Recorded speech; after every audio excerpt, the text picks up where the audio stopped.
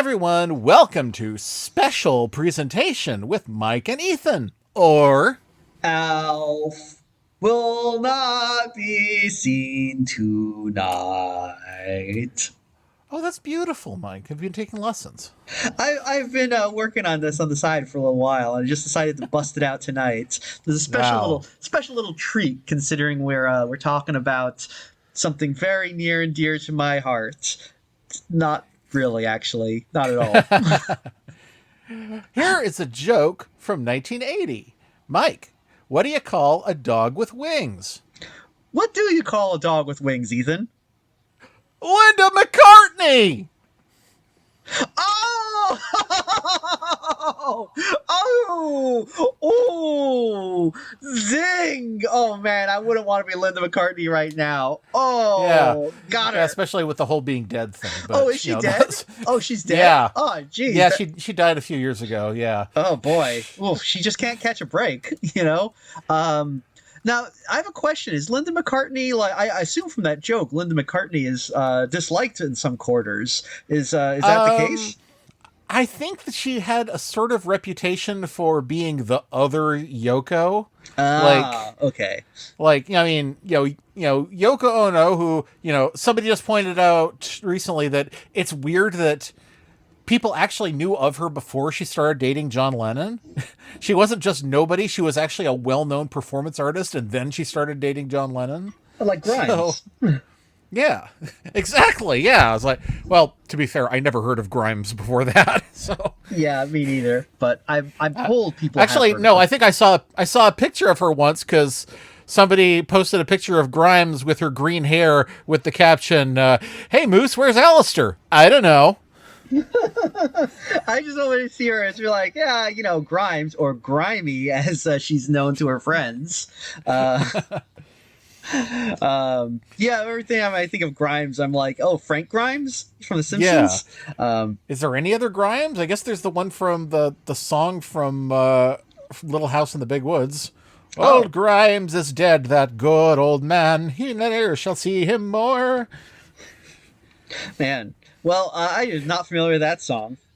No, well, anyway, yeah. So, people blame Yoko Ono for breaking up the Beatles, which I don't think is true, and they also blame Linda McCartney for the Beatles never getting back together again, which I don't think there's any truth to that either. God forbid women do anything. Maybe has anyone considered the problem might just be Paul McCartney?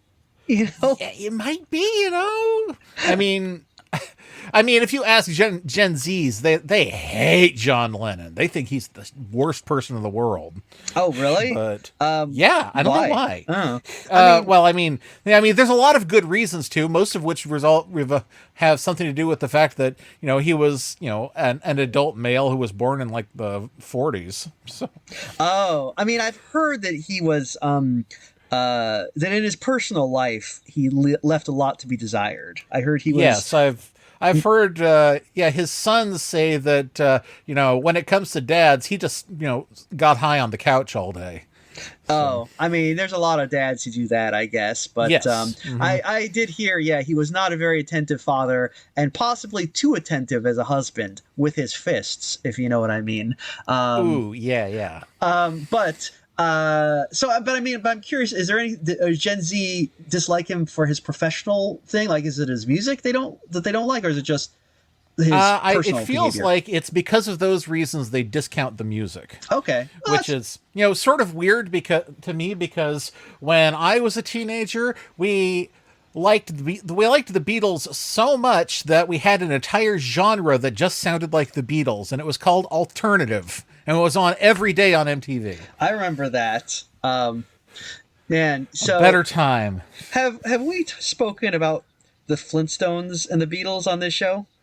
Yeah, just recently you talked about the bug music. Okay, then let's not rehash that because I'm sure that we're going to be wandering around under the clear blue sky topic-wise, and we don't need to rehash things that we've already spoken of. So let's continue onward. Okay, so John Lennon. So you might be wondering why I brought up Linda McCartney in the first place. Why? Why are we talking about Linda McCartney? Well, to answer that question, I will present to you another question. Mike, where did you first hear of Rupert Bear? So, Rupert the Bear was, I saw him on the telly, as they say in England. He's a cartoon show about a bear who wears like a sweater vest and what we call pants in America, but in England they call trousers. And Yes. his trousers are like they've got kind of a gingham pattern, I guess. I remember finding it quite amusing as a kid. They look like pajama pants. Anyway, Oh, again, a Gen Z thing. yes. But I remember he had a television show, and it was like a cartoon show, and I remember not liking it when I was a kid. It felt very like it's. Do you remember? Do you ever read Hitchhiker's Guide to the Galaxy? All the time, yes. Okay. Do you? I think have you read the So Long and Thanks for All the Fish? Yes, yes. Okay. Do you remember the bit where Arthur Dent and the lady, I don't remember her name, are discussing? Fenchurch. Oh, Fenchurch. They're discussing their childhood and about awful, kids media that they watch. And they mention rabbits and waistcoats. Yes, yes. Yeah, Rupert is like the platonic ideal of rabbits and waistcoats to me. So I was just like, when I saw it as a kid, I'm just like, oh God, nope. But Have you seen the painting? Because I saw it like posted on Tumblr, the actual painting that Fenchurch was talking about. I didn't know that it actually was such a painting. I thought that it was just a thing he I've made seen up. it. But I guess it makes sense. It's such a weirdly specific thing to talk about, that otter. So I guess it makes sense that the painting actually does exist. But no, I've never seen it. Yeah, I'd have to hunt through my likes or maybe my I don't remember if I reposted it, but I found it on Tumblr, so I'm gonna have to show it to you at some point while we do this. But yes, so yes, there's the rabbits and waistcoats. I would say that Rupert the Bear is the perfect fusion of the rabbits and waistcoats genre with Doug. Yeah, that's a really good way of putting it. It's extremely, as I recall, I think it's pretty low stakes. It's like, oh, what if there's a bear who were, they're all like, oh, we're going on a picnic. Oh no, I spilled jam on me trousers. Oh no, mother will be so disappointed. Like stuff like that. Yeah. I just there was also something about like the design of Rupert and his pals that I found very like off-putting. Yeah, I do too, because the thing about Rupert is that it's only his head that is a bear. You may notice that he does not have bear paws, and he doesn't have fur anywhere else on his body. Yeah, he's like an Egyptian god, Yeah. But yeah, and a lot of other characters in Rupert kind of have this look too. They definitely look like they just copy pasted an animal head onto a human body. And anyway, but you asked where I first heard of Rupert, and it was this cartoon series, which also included I'm not sure if it was part of the series or just a Rupert special, but there was one that I recall seeing as a kid. The one that sticks in my mind the most, and that is Rupert and the Frog Song. Yes, we mentioned this a few episodes ago, and the concept just absolutely stuck in my head that Rupert had actually seen some sort of forbidden frog event. Disappointingly, we don't get much more than that. No, it's actually like watching it. I mean, I remember that it was like, much more innocuous than it sounds if you describe it. But even knowing that, watching it again, I was like, wow, it's even more innocuous. This is such a nothing burger. Oh my God.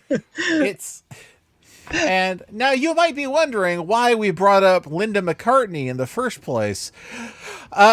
Apparently, so we looked at this thing about Rupert the Bear, which was apparently a vehicle for a new song by Paul and Linda. Oh, so they were like, look, we're we got a new song. What's the best way to premiere it? What if we had a bunch of frogs on Rupert the Bear sing the song? I think at Morton we were like, oh, we want to do something with Rupert. Let's write a song that's appropriate for Rupert.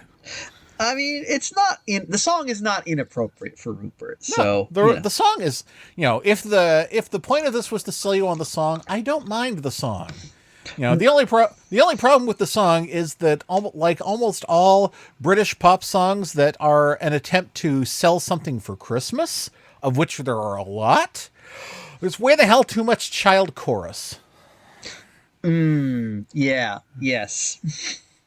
You mean Frog Child chorus? Frog Child, yes. Yeah.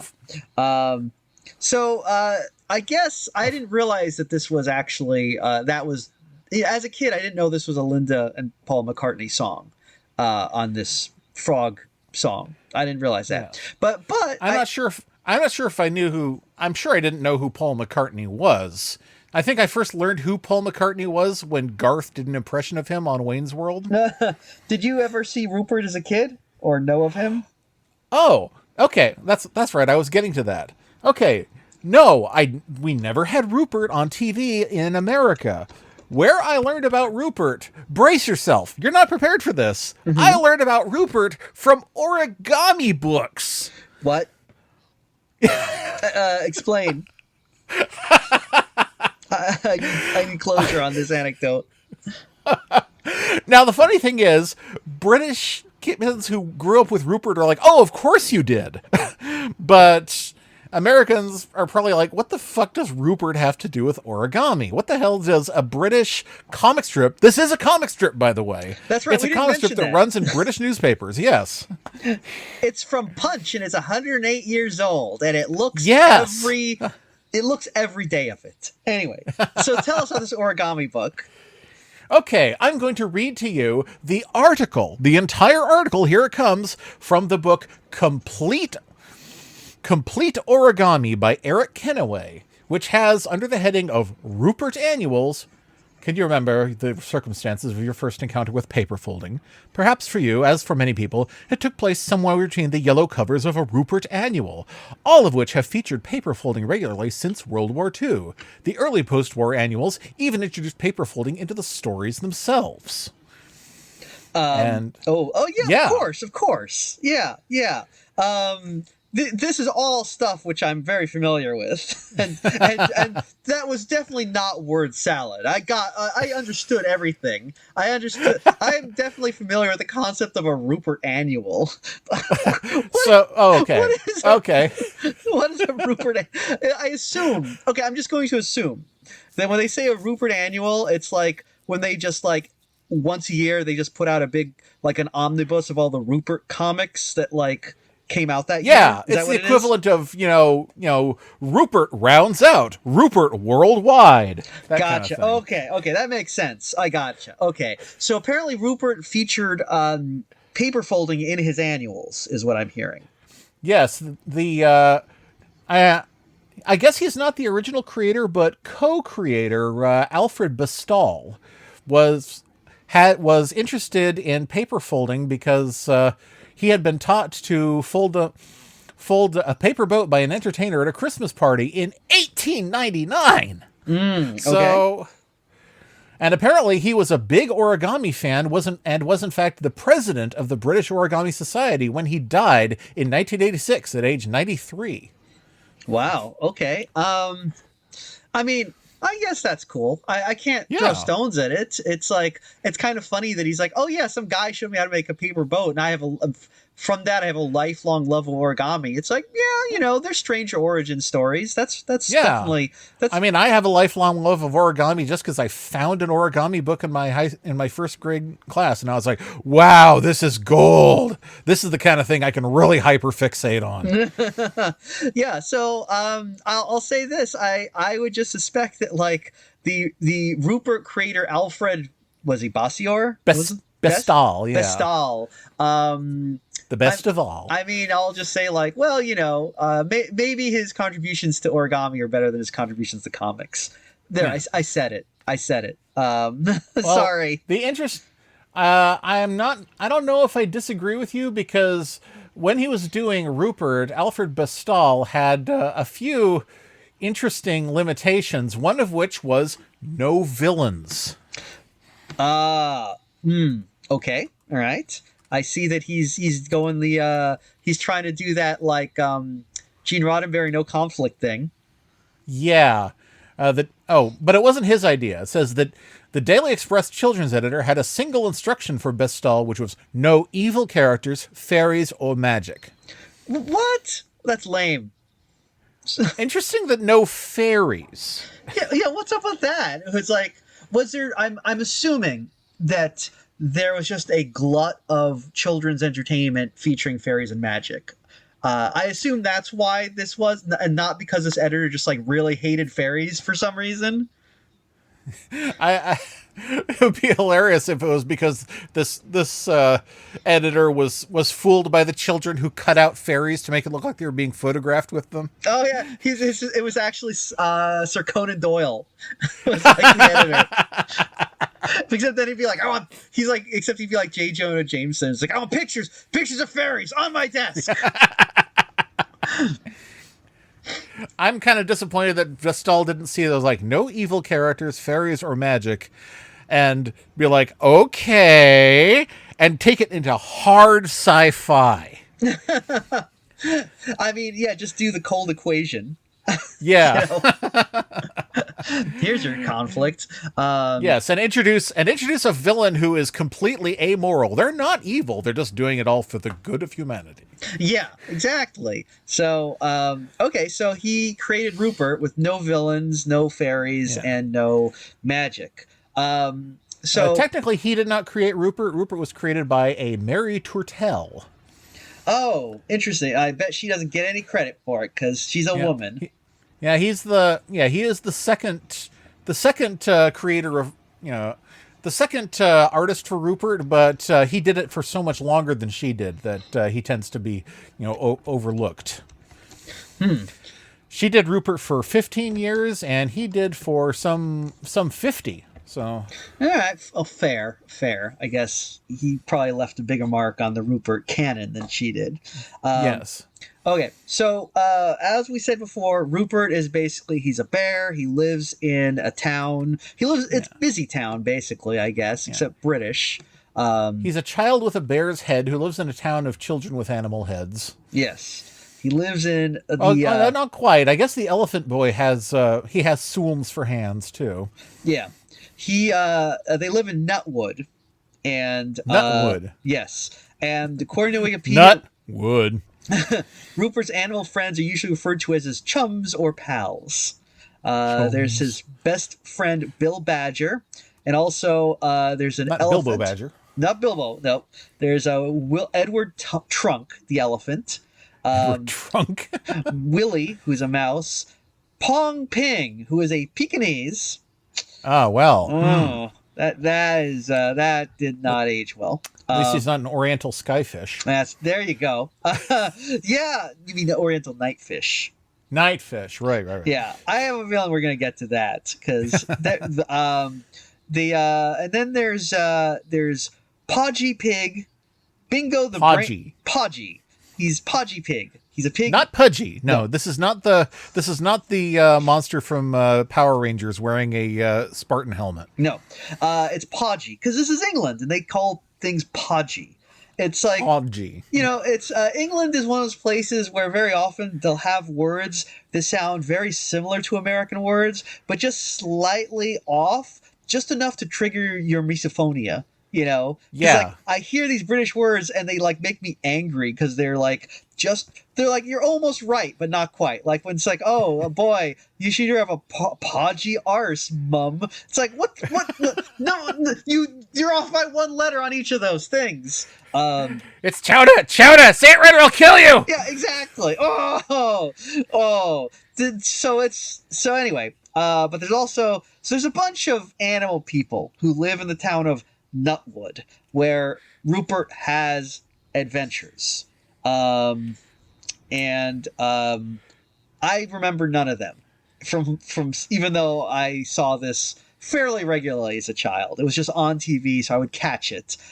But it's just slid off my brain. The only thing that I remember is, well, my biggest memories of Rupert are the frog song, which we'll get to, and when I had an extended fight, or like, not fight. What is this? An extended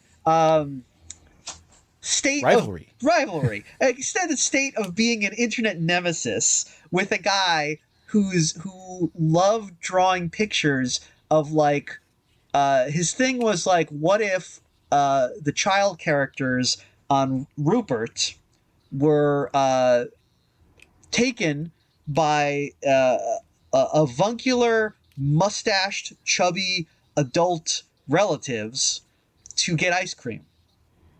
And he drew this scenario many times. That was his thing. He was really into. And something happened in his history. Yeah. It was a very specific hyperfixation, right? Yeah. It was very often it was like Rupert or Podgy Pig, and they were being taken to the ice cream parlor by Wit of Wit's End from Adventures in Odyssey, or Odyssey and Oracle. You know that, like, that religious show? Do you ever see that? No, I'm not. I don't know this one. Okay, I think it's called Adventures in Odyssey. If there's anyone who went to Sunday school as a kid, you probably remember this thing. It's basically, it was a Christian TV show, but there's this kind of like this older fellow with white Dundrearies, and he's kind of a jolly grandpa type named Wit. And so these pictures would just be like Wit taking Rupert to the ice cream parlor and saying, "Buy anything you want, Rupert. I am paying." And I've seen pictures of this Wit guy before, but I was just I had no idea it was a well-known character. Well, I think well known among certain populations. I think if you did not have to go to either to parochial school or to CCD, you've probably never seen this in your life. But anyway, so this guy would draw this. This was his favorite scenario. I do not remember how I ended up tangling with this guy, because it was many years ago. But when I was younger and more trollish, and so the point was that this guy and I got into a thing where we would like hash at each other, and he was always trying to get me by drawing troll art, which was usually the troll art would be like he would take screen caps of Rupert and have Rupert like put a little word balloon saying like, "I am not a homosexual. Everyone is saying that I am a homosexual, but in fact, I am straight as an arrow. Why don't you go back to Fire Island, Goody Rex," which is my name at the time, "for in fact it is you who is a gay homosexual." And like that was his thing, because I remember the time we were all like, Orlina and I, friend of the show Orlina, were very fascinated by this guy, because it was reading it was like, it's very clear that like this guy is some way very deep in the closet, and I don't know what he's getting out of this particular scenario. This kind of, it's not like sexual or anything. It's literally just old guys buying ice cream for children. Yeah. But it feels the way his obsession with this particular scenario did feel kind of unwholesome. But I can't say that it was. I mean, the guy never did anything. Except being very adamant that he was not gay. He was extremely adamant on that, and he really loved accusing people of going to Fire Island, which I believe is some sort of like resort that gay people went to back in like the 50s or something. Supposedly, like Fire Island is a community where everyone's gay. Which, that sounds pretty cool, actually. Yeah, It's it's the next best thing to living in the Gazor Mountains. Man, you know what? Actually, I don't know why this guy wouldn't want to go to Fire Island then. But anyway, so that is my memories of found Rupert. one. Oh, you found what? What did you find? I was looking through one of our old chats, and I found one that you'd shared with me. Oh, let me take a look at this. Let me see this. Oh yeah! Oh my God, that's right. So it's for those of you listening right now. It's a screen cap of a Rupert episode. I don't think this is Podgy Pig. I think this is Podgy's dad. Okay, is he pudgy? Maybe he is. It's a man with the head of a pig, and he's wearing like a sea captain's blazer and turtleneck sweater and a captain's hat, and he is saying, "Lily and I had the best sex last night. Her tight vagina rhythmically massaged my erection, giving me the best orgasm. I ejaculated for 30 minutes." Wow. Now, that is the sort of thing that this person posted in order to like troll back. And it may be kind of brilliant. It may be brilliant. I don't know. I'm not really sure what to make of it, even all these years later. I really like the idea of trolling where you really can't tell if somebody is trolling or if they're just that weird. Yeah, I mean, honestly, I guess the reality of the situation is like he won. Like he won. Yeah. He was better at this game than I was, you know? Because like everything he did was just like I genuinely don't know how to react to these things.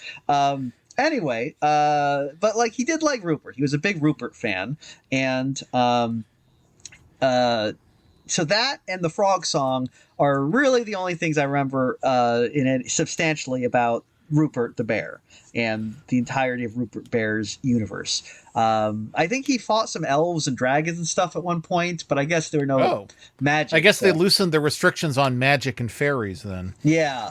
I mean, already, like, when if they tell me no magic, no fairies, I would have assumed you want, like, like a realistic slice of life thing. I wouldn't have thought, like, animal people, but I would have kind of assumed that would fall under the rubric of, fantasy. It would have been funny if there was a thing about how, the acknowledgement that there were no magic and no fairies meant that there was a very scientific reason for why everyone had animal heads, and we're going to get into it in detail.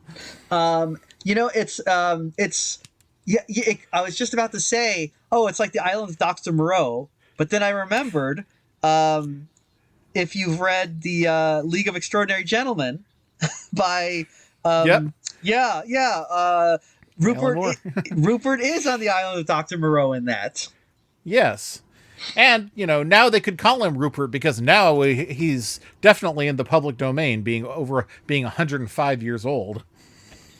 Yeah, there you go. So, they're going to make the Rupert horror movie now, just like they made the Winnie the Pooh horror movie. Yeah. I mean, that's a great start for one right there. Yeah. Anyway, I'm sure that like it'll do well in England, where Rupert is fondly remembered, because those poor kids in England really they're really starved for entertainment. I'm sorry, they got nothing. They got nothing over there. Like if you've seen British entertainment, awful, garbage. What was that thing? What was that thing about like the Dream Police? The Dream Police, they come to you in your head. Are you thinking of? Is this something that I've mentioned? Yeah. It's the. We talked about it on the podcast some years ago, and it has something to do with like a bunch of kids who help out the Dream Keeper while they're sleeping or something. Yeah, I do remember that because there's like some evil nightmare prince or something they're always like fighting. I think. Cool. He just looks like a pale guy who wears like a black robe. They didn't really do much with his design. If I'm remembering this correctly, it's been a long time. I think that was a British cartoon though. That feels very British. Yeah. Other than that, I just remember. All I remember is reading the Wikipedia article and having the creators, speak disparagingly of of modern cartoons and saying children deserve something more than Mr. Wizard waved his wand and Batman go poof. Oh, is that what modern cartoons are like now? Really? Okay. What cartoons have you been watching? Which one has that going on? Maybe that's how it is in England now. Are they talking about Nihilus the Sandman or what? I think what do they watch in England? They watch as far as I can tell, England is far ahead of us in terms of, I guess, gross out humor. Yeah. Or I think they were for a while. I think we might have beat them because back in the day, I remember they loved talking about bogeys. They loved talking about the bogeys, right? Bogeys, yes. That's their thing. But I think sweetheart. But I think America, we kind of surpassed them when we finally started doing fart jokes in cartoons. Because I don't think they've caught up to us again. I think I don't know that they do fart jokes in British cartoons. I don't know. But I know that in 80s recordings from Germany that involve Ernie and Bert have fart jokes in them. Really? Okay. Yeah. Well, the Germans are definitely people who light love years farts. ahead of us in terms of poo humor. Oh yeah, they love it. It's because they're so repressed. That's why all their humor is all like fart jokes. They have nothing else. It's they haven't perfected any other kinds of humor. The British have lots of different kinds of humor. Most of it's very dry. There's two kinds of humor. There's the dry humor and there's wet humor, which is bogeys. But anyway, Rupert the Bear is the pinnacle of British children's media. Because if you're in England, it's pretty much either Rupert or I guess Morph or Morph. What's Morph? It's like the British Gumby, I think. Oh, I don't know him. Oh, they have that one thing though. That is that the guy from Under the Trapdoor? Is he like a blue thing? No, it's not the Trapdoor. Trapdoor is a great show. I remember that one. Yeah, but no, Morph has been around for decades and decades. Oh, I don't remember. Oh, wait! I just thought of another British show. What's that one? It's that awful green thing. Morbius came on the show and she told us about a dream she had where it had a tiny claymation penis. Do you remember this? Oh my, green claymation thing? Yeah, it was like Mr. Bumpy or Dumpy or something. Oh, that's not British. Oh, it's not? Oh, never mind. Yeah, Bump in the Night? Yeah, that's American. It was made by somebody who cut his teeth on Gumby. Never mind then. Disregard. Fucking Morbius. She led me astray. That goddamn Wile Canuck. Well, I'm choosing to blame her because I can't take responsibility for my own mistakes. Darn it! What is that? What is that show that the joke comes from? Damn! I don't remember the name of the main character. Which joke? Sorry. Oh, the joke that goes, "Why do elephants have big ears?" Why do they? Because Noddy couldn't pay the ransom. What? If you're British, you're probably howling right now. Because that's it. The show is called Noddy. And the main character, Noddy, his best friend is a dwarf named Big Ears. Oh, wait. Are we speaking of Noddy, the little taxi driver? Yes, that's the one. Yes, of course. I forgot about Noddy, the little taxi driver. So, by the inimitable Enid Blyton, I forgot about her, which is insane because she is responsible for literally 98% of all British entertainment. Yes. Hey, guess who did illustrations for Enid Blyton? Wait, who did it? Alfred Bestall. Oh, that makes a lot of sense, actually. That scans. So did he illustrate like the Secret Seven and the Famous Five and all that stuff? I'm not sure. That was his it was one of his earliest jobs apparently. Yeah, Famous Five, Secret Seven, the Five Find Outers. Man, I mean, everyone's got to start somewhere. And he went on to such great things. I guess it makes sense that he would do Rupert after working with Enid Blyton because Enid Blyton. She basically invented the rabbits and waistcoats genre, Yes, right? yeah, pretty much. I think that like the thing about Enid Blyton that always amuses me is that she was like it just had an insane output, just like massive amounts of books of and constantly the British elites, the elites of the tastemakers of the UK were always looking down their noses at her and being like, ah, this pap, this this garbage for weak minds and babies. Just always never gave her the time of day. Never favor the town fathers, and yet phenomenally popular. Everybody loved her. The common man could not get enough Enid Blyton. Now I think she's kind of interesting because I feel like she's kind of the inverse of J.K. Rowling, who at this point has basically been like, common man is like, yeah, we're not reading this shit anymore. But the British like tastemakers and elite are like, we need more the wizard babies. We love it. But anyway, Enid Blyton, she made your childhood magical. With Noddy, the little taxi driver, which was especially popular in England because of the racism. It had all the gollywogs. I remember that. Yes. People in England loved fucking gollywogs. And, I mean, I shouldn't throw stones because Americans love that shit too. Yeah. But yeah, where do you think that came from? I assume we invented it. I assume it was invented here in America. I have not. Well, I think the word itself was invented in a British book, the Tale of the Two Dutch Dolls. It sounds very Australian, to be honest. Oh yeah, it does. Also, yeah, Chuzwezzers. Well, also I believe the Australians love racism even more than the Americans, so it makes sense because they were doing blackface into the '80s down there. So, true. Anyway, well, those fucking Aussies. God, I'm glad I live in a normal country. Yeah, we'll have to keep from crying. Yeah. But anyway, we were ostensibly getting to Rupert and the Frog Song. Yes. At some point. Let's maybe we can eventually discuss the actual short Rupert and the Frog Song, which, okay, as we have established, Rupert is a beloved UK tradition, and I guess Paul McCartney and Linda McCartney must have grown up with him and been like, hey, we've got billions and billions of pounds. We should be able to, buy our way into Rupert history.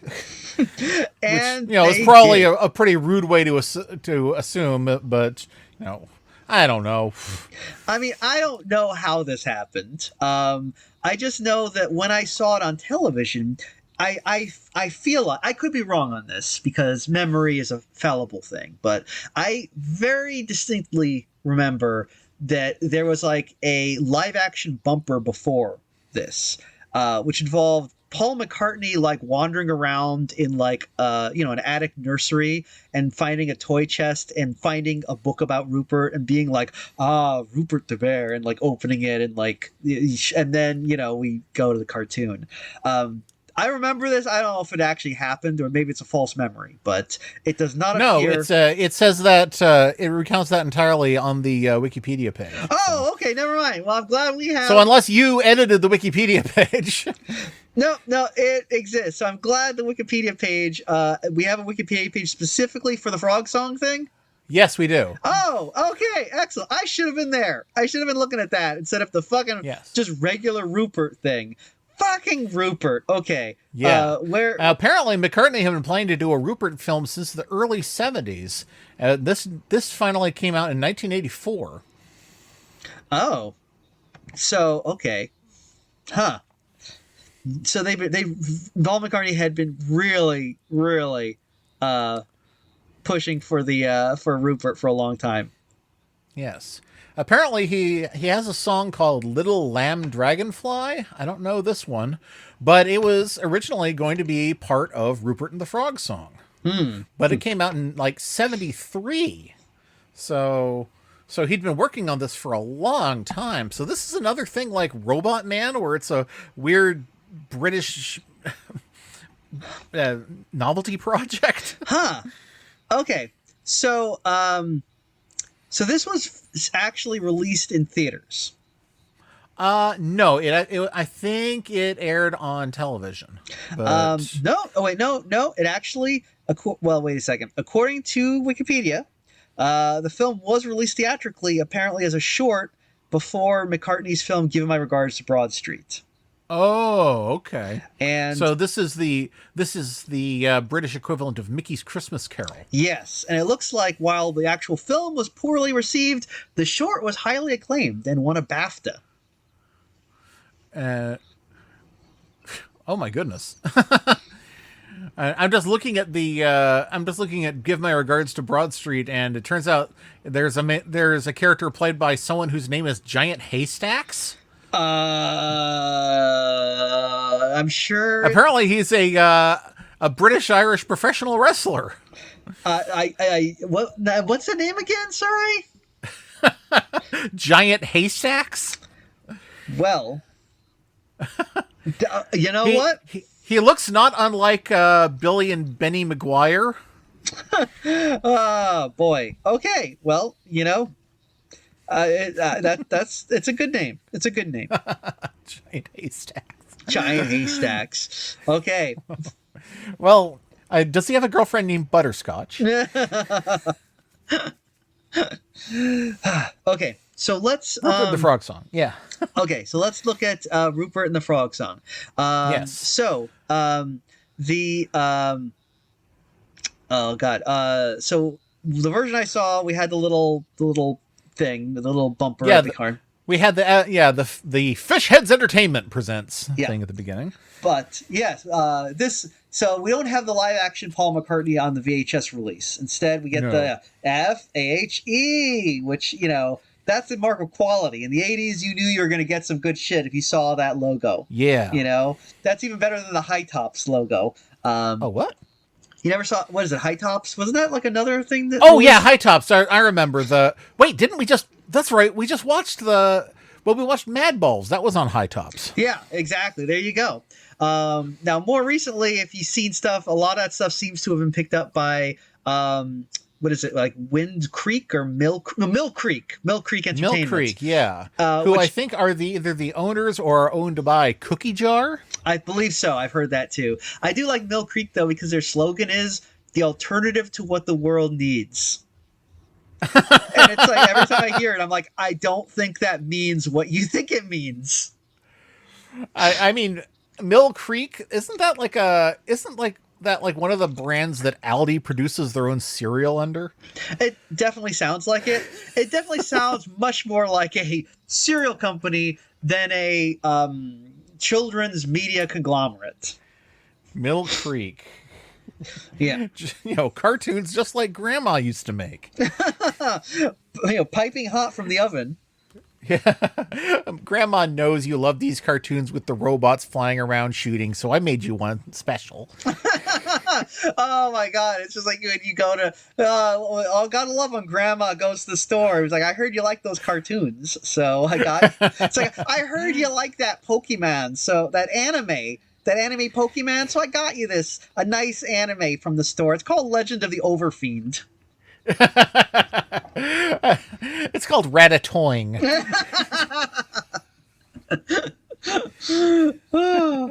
Okay, so let's see. So anyway, Rupert and the Frog Song. Yes, it's a 10-minute short where the first half is just Rupert being really excited to go on a walk. He loves going on walks. I mean, he's British. Man. They probably go, they go on walks all the time. They probably go on picnics. They probably go down. They go on constitutionals over there. Yes. The one thing they don't do is play baseball. They don't. No, they don't. They prefer playing, cricket. Yes. Well, they probably prefer football, actually. But they call it footy. Too. Footy. They call it footy over there. Yes. Footy. Yes. God, you don't know what you're getting. Footy.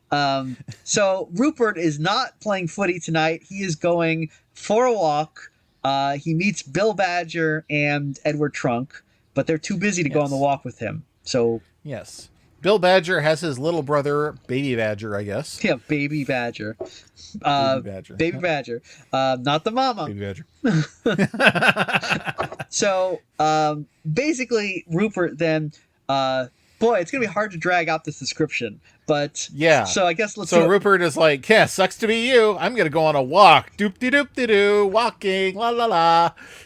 Yep. He walks until he sees a sign that indicates like no one allowed in this cave except for frogs. Only frogs. And he is very well accompanied because this movie made me feel like I was living in the Silent Spring. It's like, there's so many bugs. Oh my God. That's what it used to be like. There used to be a lot of bugs. Yeah. You know, we are kind of living in Silent Spring if you think about it. You know, Yeah, they really are. it's just the difference is now everyone's like, no, it's good. It's good that this happened.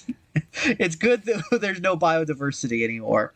But yeah, it used to be there were lots of bugs. I remember growing up, there were lots of bugs everywhere. You couldn't go outside at night because you were going to get bit by bugs. Nowadays, that don't happen. I can't remember. You know, when I was a kid, it's like there used to be so many woolly bears everywhere, and I can't remember the last time I saw one. Yeah. I was like, is it because I moved? Is it because there of the lack of biodiversity, or is it just because I'm not 5-year-old and tramping through other people's rose bushes anymore? I mean, it does make you think, you know. I guess it's again childhood's end. Yeah. I grew up on the East Coast, so when I was a kid in the summer, we got fireflies, which are. I've never seen a firefly in my life. I mean, I will say fireflies are definitely one of those things that. There's a reason I think that people have such strong emotional reactions to fireflies. It really does. Seeing fireflies is one of those things that makes, you know, even the coldest hearts start to get something that feels a little bit like Christmas spirit. Yeah. It really kind of sucks that they're going extinct, you know. This is why we can't have nice things anymore. Thanks a lot, fucking Elon Musk. I'm blaming you. Among other people. I mean, I can't see you being wrong there, honestly. Yeah. But anyway, Rupert is he's seeing all these bugs. He like gets attacked by a cloud of fireflies. Not fireflies, Yeah. butterflies. Sorry. Yeah. But he also is being stalked by there's like an owl and these two mysterious black cats. Yeah, I was like, oh, it's the Goblin King. Who are your new friends? Yeah, they're like, and these guys are up to no good. You can tell they're very sinister, right? Yeah, they're breaking the no villains rule again. Sort of. I mean, they kind of are, you know.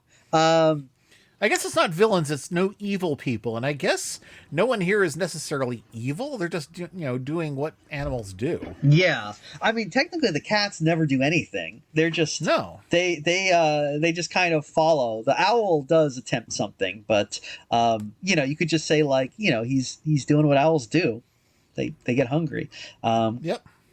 Anyway, Rupert sees all these signs saying like, only frogs past here, no non-frogs, frog guard on patrol. No non-frogs allowed. Yeah, he's like, I think actually the three signs specifically it says are frogs only beyond this point. Everything except frogs must be kept on a lead, which I assume is a British way of saying leash. Yeah. Once again, I've heard it used in American English too. Once again, they're like one letter off.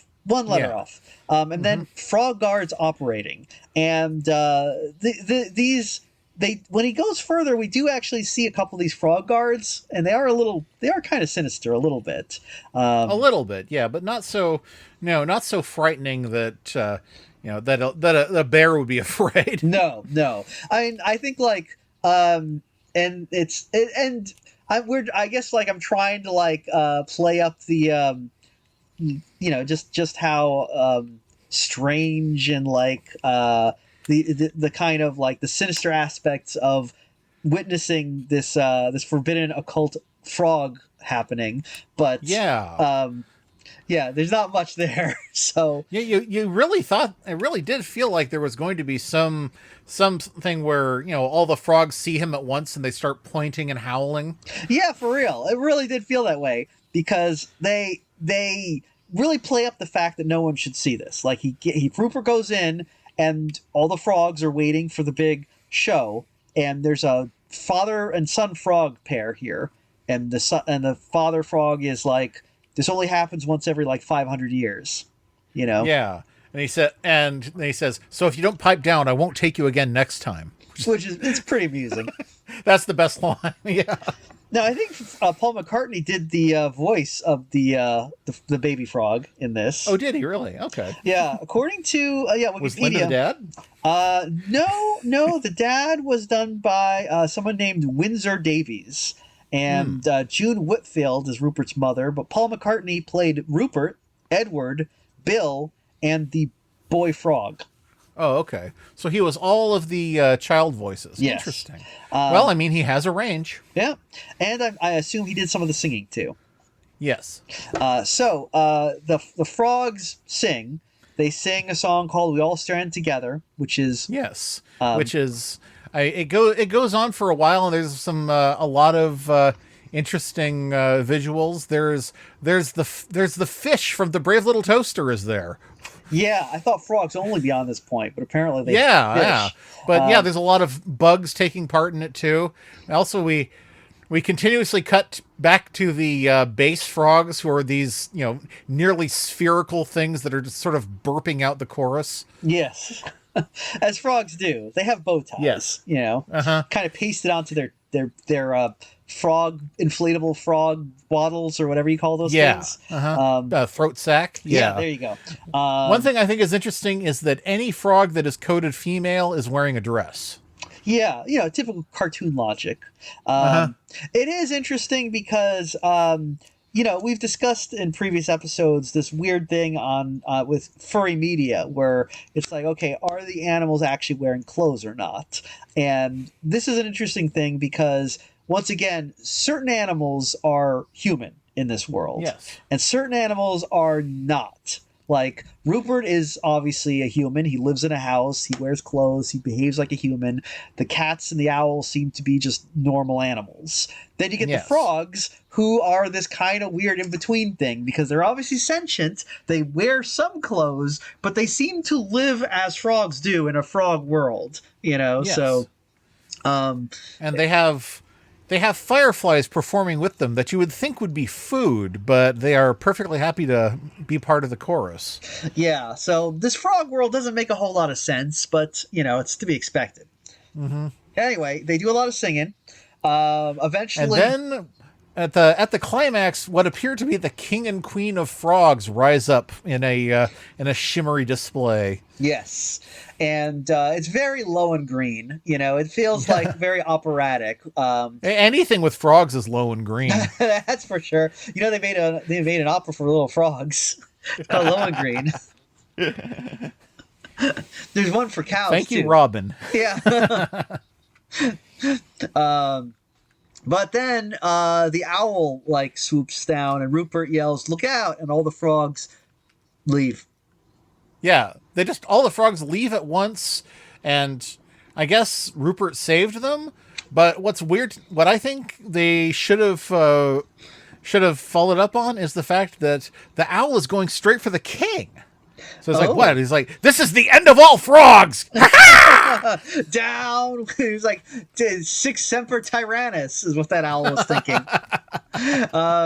Yeah, it's true. It was going for the frog king, so it really makes you think. Maybe there's more here than simple predation happening. This is a regicide. Yeah. How old is Rupert going to be when he realizes what he witnessed? Yeah, it's just he just prevented a fraud assassination or a royal assassination. Now I'm imagining, he runs home to tell his mom. That's the last thing that happens in this. So I'm just imagining her hearing it and being like, oh, you saw that? Did you get any names? And then she's calling the police and she's frighteningly recounting what her son told her about witnessing almost the regicide of the Frog King, and then we cut back to the police station and there's an owl cop going, "We'll take care of it, ma'am. What's your address?" You can really build a lot on this this thing now that I think about it. We also will say that the cats. I like that the cats get into the frog song because they're singing along. They start singing along. Yeah. The owl has to hush them. Yeah, and the cats never ever do anything again. They just kind of leave. So I guess they were really there they were the wingmen for the frog, for the owl. Yeah. Sorry, they just wanted to give him moral support in his regicide. I don't know. What do they think was going to happen? We get to gorge ourselves on frogs?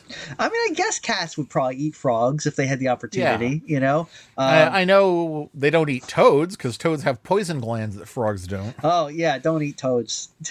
I'm not licking toads. Learned that the hard way, right? Yo, let me tell you. But so anyway, yeah, Rupert goes home and he's like, I saw a bunch of frogs, and his mother's like, that's nice, dear, and that's pretty much Rupert and the Frog Song. So I thought we were cutting down on his sugar intake. Well, this was so this movie was written and produced by Paul McCartney. Yeah. So he was like, I'm Paul McCartney. I'm going to make my own Rupert fan fiction and play Rupert myself. And who's going to stop me? Not you. Yeah, apparently not. Did you look if you look at the Wikipedia page for We All Stand Together, there's a delightful image from a delightful image of the cover. the cover. It's where Rupert it's a bust shot of Rupert and Paul. Rupert's got his arm around Paul's shoulders. Paul's chest is animated in our cartoon. He's got a red sweater and a yellow scarf, just like Rupert, but he's got his actual Paul McCartney photorealistic head, and he's just looking at Rupert. It looks like, ladies and gentlemen, Rupert and the amazing Paulie. How do you like school, Paul? Closed! Yep. Anyway, according to this, though, although intended purely as a children's song in the mold of the Beatles' Yellow Submarine, We All Stand Together is sometimes derided as an example of Paul McCartney's inconsequential songwriting by his critics. Well, I mean, it's no Yellow Submarine. Come on. Yeah. And then it says, in a satirical cartoon by Stephen Collins of The Guardian in 2012, McCartney is shown recalling his creative partnership with John Lennon in the 60s before concluding, it was a great time, Then he wanted to do the Frog Song. Yeah. I found, here's the cartoon. There's even a link to it. Let's take a look at, I gotta see this cartoon. Wait, why was it not? Oh, why won't it let me see it? I want to see the cartoon. Oh, there it is. Okay, here we go. Okay, yep. Oh. Well, just remember, it was a really, really creative time, John would come up with a riff and I'd reply with a line, or I'd come along to the studio with yesterday, and John would come back with tomorrow never knows, or John would bring a new instrument, and I'd invent, like, color. Or just, knock up a little perpetual motion machine, and John would make a cancer-curing robot butler that farts world peace. It was a great time, And then I went on to do the Frog Song. I mean, that's pretty funny, actually. It is. That's pretty amusing. The Frog Song. Well, I guess... So, Paul McCartney made the song about frogs with Rupert. And, and now... I don't know about you, but my first thought was this was supposed to be something like Do They Know It's Christmas, right? It says that it does get a lot of play at Christmas. Yes, and it's more than that, it sounded like it was supposed to be like a charity song. And eventually there was a charity version. Oh. Huh. But much later, in 2017. I mean, I guess people just wanted more of this frog song. Yeah, more of the frog song. Rupert and the Frog Song. I don't know. In 2017, Choirs with Purpose, a collection of a dozen charity choirs assembled for a remake of We All Stand Together. Their recording features Scottish singer Michelle McManus in a bid to top the UK singles chart Christmas chart and win the coveted British #1 for 2017. It failed to make the top 100. Oh, that's too bad. Too bad. Profits from the single were split equally between the participating choirs in aid of their own charity work.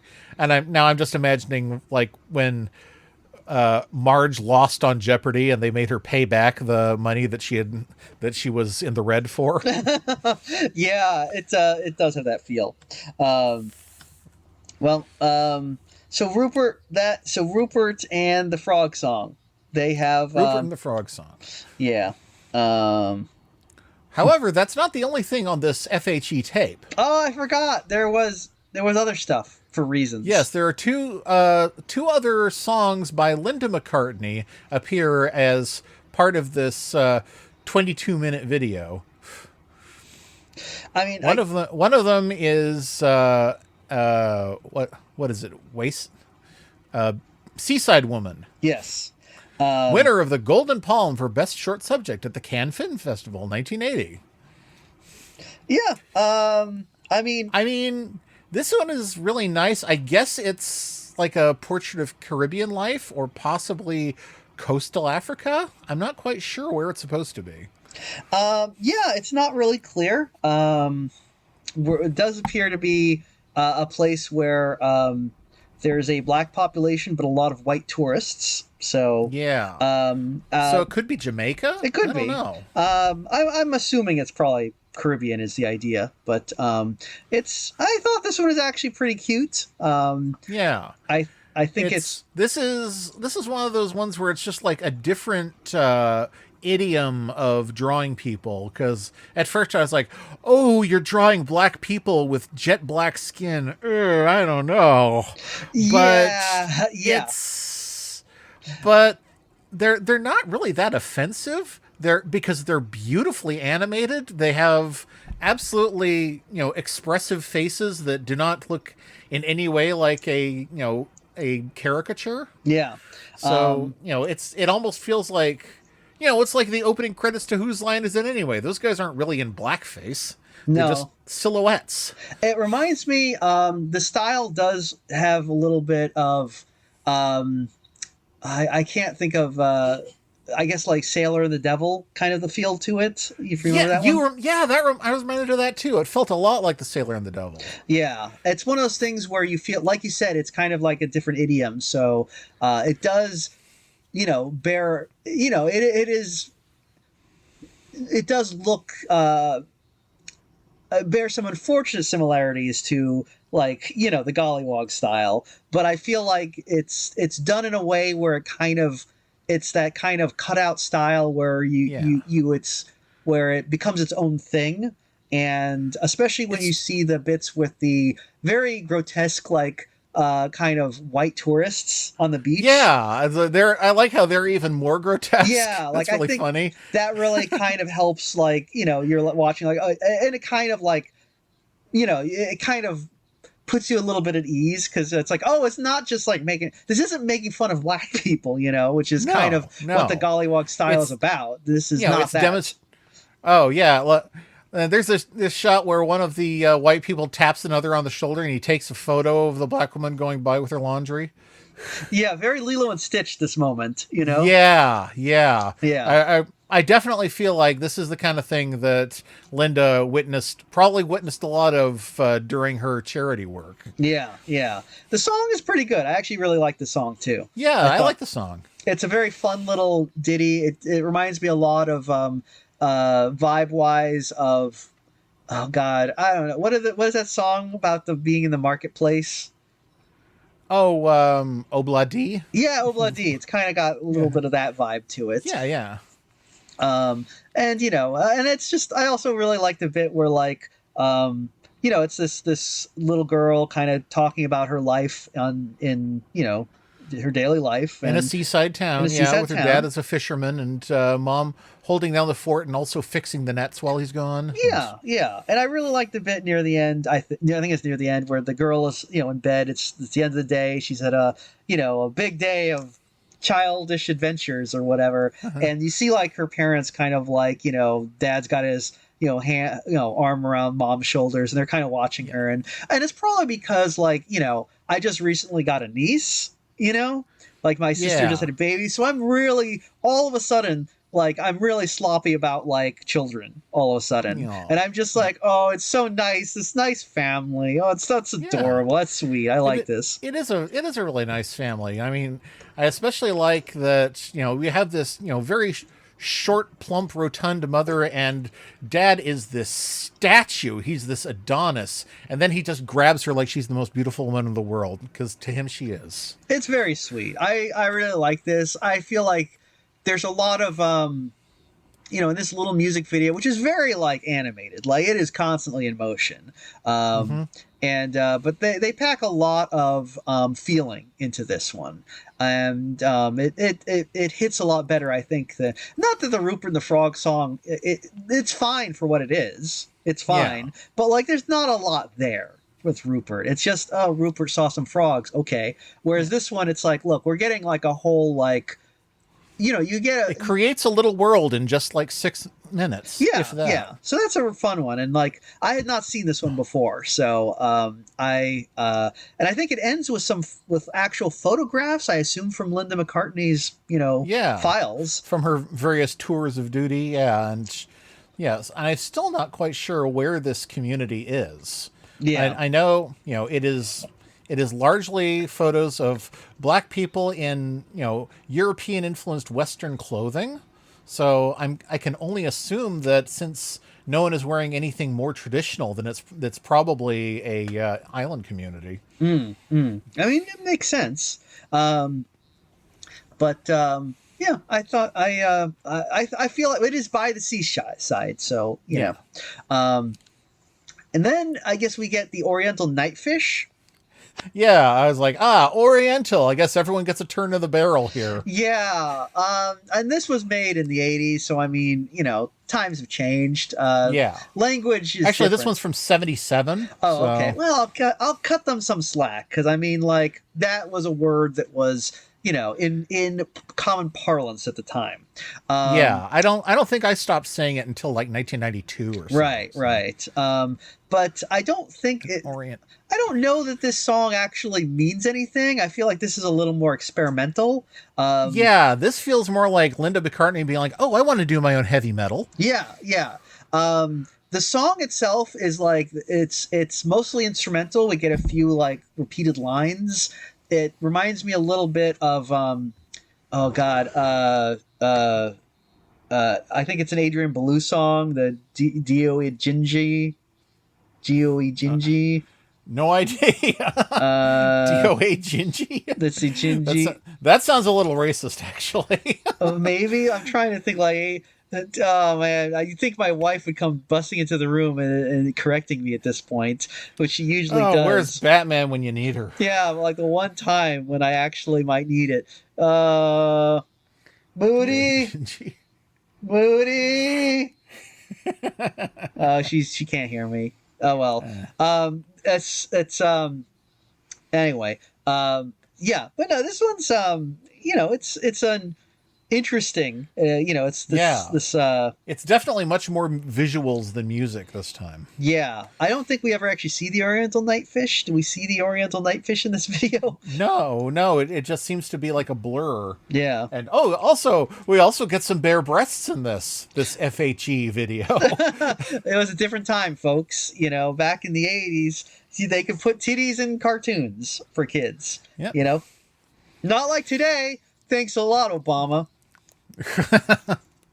We're still blaming Obama for all of the world's problems. Yeah. You know what? Well, he is president, isn't he? Let's pretend. Yeah. For one day. Okay. But yeah, so Oriental Nightfish. I mean I gotta say, of the three videos, Rupert and the Frog song, I really do feel like Rupert and the Frog song is the weakest. Yeah, it kind of is. Like, it's not bad, but it's just, it's a kid's thing. Whereas I think that, like, Seaside Lady. You didn't expect to get all this experimental award-winning animation with your Rupert video, did you? No, it is a lot like when you go to the dollar store and they have those like DVDs of like 5,000 cartoons. Yeah. And you get it and you put it in when you get home, and like the first the first hour is like, public domain, like ink blot cartoons from the 30s with like, Betty Boop. Yeah. And then suddenly they run out of stuff and they start just putting like weird experimental foreign animation. So you're getting like the Jan Svenkmeyer and Brothers Quay shit. Yeah. That's how kids all kids of the last 25 years first experienced Street of Crocodiles. Yeah. You lucky kids. We just had to make do with catching the last 5 minutes of it on PBS. Yeah. Or like, you ever watch like when you watch what is this show, the TV, you watch the TV and then it's like, guess what's up next? Oh, Canada, you're gonna get to see Canadian animation. It's not like down here. Oh, Canada, or Toonheads, or something like that. Yeah. I remember like, all the stuff from before Adult Swim happened. Yep. When it was like, when they're saying like, we're going to see Toonami, we're going to see Late Night Black and White. Black and White. I remember when they did Oh Canada, though, the worst thing is, the thing I hated was when they had the sweater. Oh, I hated the sweater so much. Oh, I do not like the green and black sweater of Toronto Maple Leafs. I don't give a shit. Wear your damn sweater, Canuck. God. The worst. But luckily, there was still stuff like The Cat Came Back. Yeah, that one's good. I like The Cat Came Back. That's the good. That's the good stuff. Oh, Yeah. It's the worst Canadian thing. The worst thing Canada's ever done to us. Let me tell you, Bob and Margaret. Ugh. Yeah, Bob and Margaret, and they live in London, don't they? Oh, do they? I thought they were in Canada. So it's like a Canadian show about British people? Oh, I mean, maybe they're actually a British cartoon. It's very hard to tell Canadians and Brits apart. As far as I'm concerned, they're kind of the same thing. They both spawned from the Queen, so it's like, it's the same difference. Like a termite. Yeah, so. Exactly. But like, I always thought Bob and Margaret were Canadian, but maybe they're British. I just remember when Comedy Central was like, hey, guess what's up next? More Bob and Margaret. Bob and Margaret, it's coming every day. A 24-hour, 24/7 Bob and Margaret channel. More Bob and Margaret. You're going to love Bob and Margaret. You will watch Bob and Margaret, and you will fucking like it. It's Bob and Margaret. They just they would not give up on the fucking Bob and Margaret in the day. That's why we won't show South Park until after 9 p.m. because the rest of our slate is Bob and Margaret. God, I remember... maybe Dr. Katz if you're lucky. I just remember being like a young'un and being like, I'm waiting. Like, I know that eventually they're going to show Mystery Science Theater. If I just wait them out, they have to. I'll sit through Viva Variety. I'll sit through the Bob and Margaret. I'll even sit through the TNA soiree. But I know eventually they're going to show fucking Mystery Science Theater. Yeah. And they did, and then it was the giant Gila monster again. Oh, yeah, they loved showing that one. It was public domain. They didn't have to pay anyone. Oh, that's a good point. Hey, so what was your first experience with Mystery Science Theater, out of morbid curiosity? It was inside MST3K. The About Mystery Science Theater short with Penn Jillette hosting. Oh, that's funny. So because of that, my family was under the impression that the show was clips. It was clips of movies. So we were all very surprised when we sat down and they showed the whole movie. Oh, the first one I saw was one of the Hercules movies. And I remember, like, at the time being like, okay, I get the concept, what's happening here. But I was for the life of me trying to figure out, like, what is that weird animal that's talking? Because, like, I saw, like, Joel's head, that's a guy. Tom Servo's head, I figured it was another guy. And then there's some sort of, like, monkey. And I was just like, what is that? Because, I just caught it in the middle and I'm watching it for like 20 minutes before they did a host sketch. So I was just like, I was just kind of baffled at this and being like, what is, but, anyway. Yeah, I think somebody on the show was saying they were talking about what show they were on to a friend and they said, oh, is that the one with the reindeer in the corner? Yep. I remember that line from the Amazing Colossal episode guide. Yeah, which I still have. Anyway. But the first full episode that I watched it's actually still one of my all-time favorites, The Day the Earth Froze. Oh, okay. I don't think I've seen that one. Really? Oh man, that's one of the best. That was the first of the Russo-Finnish trilogy. Oh, So, I've never seen any of those actually. I've never oh, you seen any. haven't? I have Oh not. man. Oh, I wish I was you having that ahead of me. Shoot. Yeah, I guess it's been a while since I've revisited Mystery Science Theater. I Yes. should go back. I tried watching the new ones, but they just didn't do it for me. The Netflix ones, yeah, you can really tell that they haven't found their footing yet. Yeah. I think the ones that they made directly for their own thing for the Gizmoplex are much better. Oh, I haven't. I don't think I've seen those. Are those like? Yeah, there are some. Yeah, there are some. Well, for one, some changes have been made. The budget is way lower now, but I mean that feels more like Mystery Science Theater. It doesn't feel like they're looking for places to spend money anymore. Oh yeah. Well, I remember when they did the theatrical ones, and they were really trying to spend money. It was where they were like, "Okay, guess what, everyone? You ready for if before we do the movie, we're gonna have a Jonathan Colton song." Okay, okay, here we go. All right, we're done. Well, with that. technically that's Riff Tracks, but I know what you mean. Yeah, it was a Riff Tracks live. Sorry, and then it was like, and thankfully Riff Tracks eventually shook that stuff off. Oh, thank God. Partly because G4 Tech TV disappeared. G4. That's how long we've been doing this. Wow, G4. That's a blast from the past. I used to watch that that channel all the time. It was like a TV. Did? Really? Yeah, a TV channel about video games. Oh yeah, totally. No, I mean, I mostly remember because they had the two commercials they play on repeat all night. The one where it's like, "Mommy's a vice president." You remember that one? No. Oh, it's like these two women run into each other, and like the woman's like, "Oh, Joan, I haven't seen you in forever. Wow!" And one woman's got a kid, right? And and she's like, "Is that baby Ben?" And the kid goes, "I'm 5." And the woman's like, "Oh, what are you doing now?" And the woman's like, "I work for some company." And the kid just goes, "Mommy's a vice president." And the other woman's like, "Oh, I wish I could work too, but I don't have a degree." "Oh, well, you need to get your GED from something or other." And that's what they're advertising. Okay. But just this kid's bizarre line reading of "Mommy's a vice president" just stuck in my head. And the other one is like these two guys are playing video games, and their boss comes in. They're like, "Are you guys done making that video game?" That's this one I remember. Yeah. "Almost, boss. We got to tighten up the graphics on level 12. Okay, you guys, you get to making that video game." And they're like, "I can't believe we're getting paid to make video games." And it's like, go to video game university or something. What a world. What a world we lived in. Oh, it's like being in one of those anti-drug ads where they tell you that there's no such thing as a burrito tester, I mean, there is too. I've got a burrito tester right here. Oh, really? Yeah, it's telling me that I am not a burrito. Oh, hey.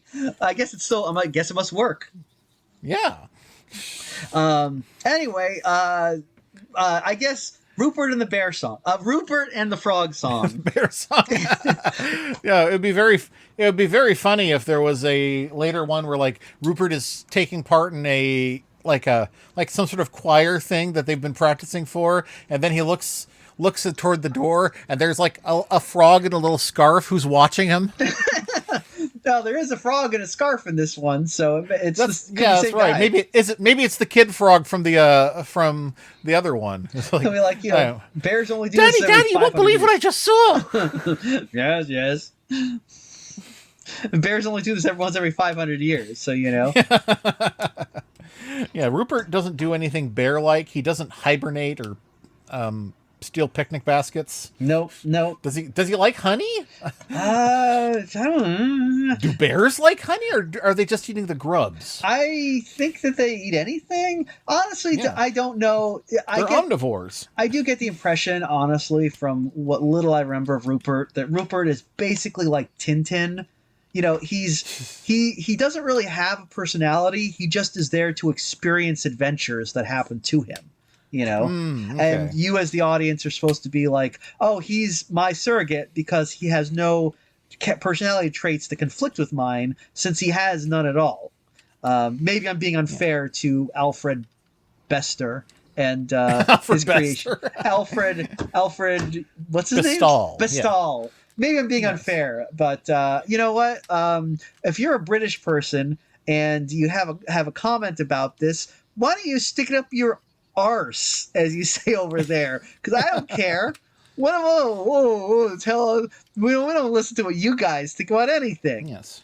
Anyway, Now, while we're on the subject of songs and frog songs, you may have noticed that you're not hearing our song anymore. yes. What? Yeah. Yes, that's true. We have not used it for a few episodes, and that is because we got copyright struck. Yes. Now I think we have every right to use our edited version as because it is a transformative work, but we got sick of telling them that for every single episode. Yeah, so we're in a transitional phase. So we are in a transitional phase. So we're putting out the call. Anybody want to write a theme song for us? Yeah, you should. If you want to, you could receive not just one but multiple accolades. Yes. You will receive precisely no cash prizes. Yeah, why would we pay for this sort of thing? Yeah. Who do you think we are, made of money? Which, We reserve the right not to use any submissions. yeah, because this void, we're prohibited by law.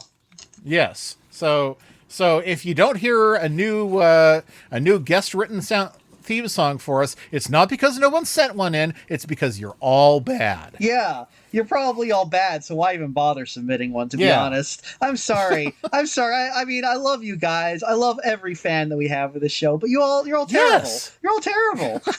I'm sorry. You are.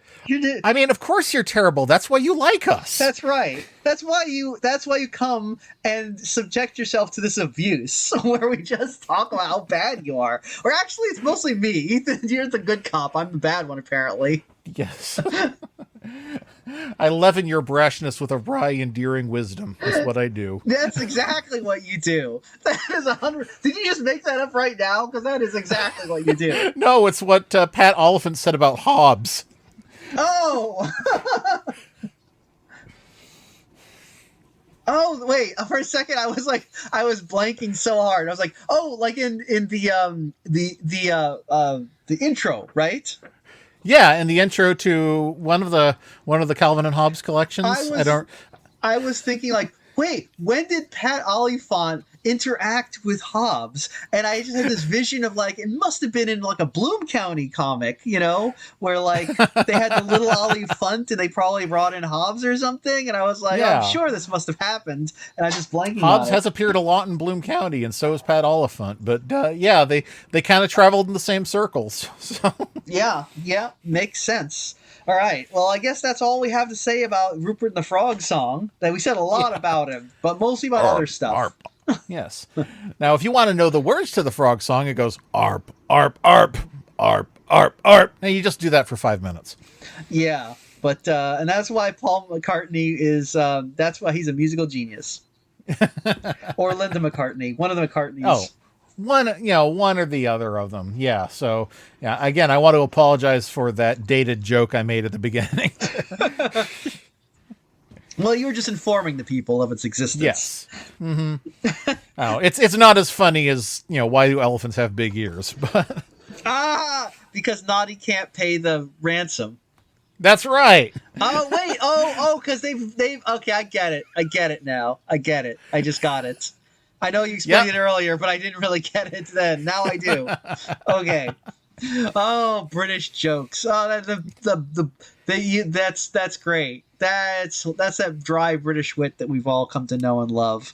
Oh, I always loved the B. Claban cartoon demonstrating the difference between various ethnic humors. Like, American humor is like a guy getting a pie in the face while a cat shoves a bomb down his pants.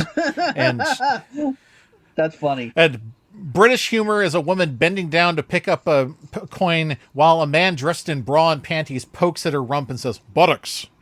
That's not funny. And Indian humor was like two guys doing contorting themselves at the same time. Like Indian from India? Yeah. Huh. Yeah, that in India. Yeah. Huh. Okay. I don't get it. But and like Arabian humor was just a guy getting cut in half with a scimitar. Oh, okay. I mean, I guess. Maybe, well, I mean, I guess you kind of got to be there. You know? Yeah. I can think of some people that if I saw them getting cut in half with a scimitar, it'd be the funniest thing in the world. Yeah. But, I mean, I guess maybe because I'm an American, but I'm just not seeing it. But I gotta say, that cat putting a bong down his pants, that's funny. That's pretty funny. I love USA. What a country. Yeah, what? Yeah, so let's remake Rupert and the Frog song, but it'll be Rupert gets a bomb down his pants. There we go. That's the way to do it. Now, see, I would love to see Rupert get a pie in the face and a bomb down his pants. That would be so funny. Oh my God. Paul McCartney, get on this. Do it instead of this bullshit that you did. God. Okay. Anyway, Rupert and the Frog song. Thank you for joining us for this thing we did.